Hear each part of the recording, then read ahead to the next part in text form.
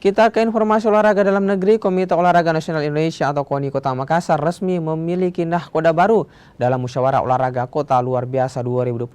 Ismail terpilih secara aklamasi jadi Ketua KONI Kota Makassar.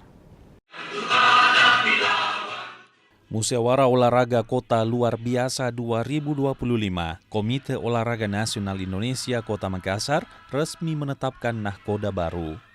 Dalam Muskotlub di ruang Sipakatau kantor Balai Kota Makassar, Ismail terpilih sebagai Ketua KONI Makassar secara aklamasi. Ismail jadi satu-satunya calon yang mendaftar dalam proses penjaringan.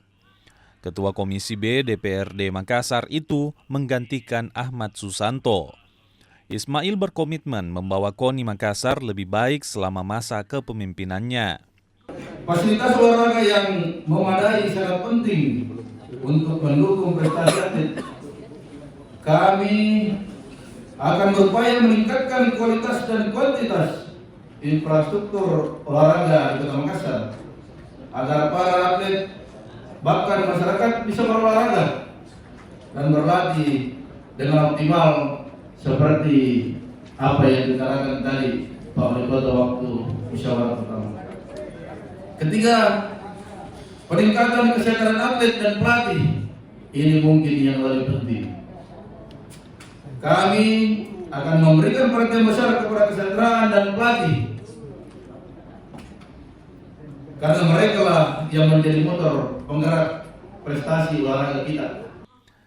Wali Kota Makassar, Munafri Arifuddin berharap di bawah nahkoda baru, KONI Makassar fokus dalam pembinaan atlet usia dini, serta transparansi penggunaan anggaran.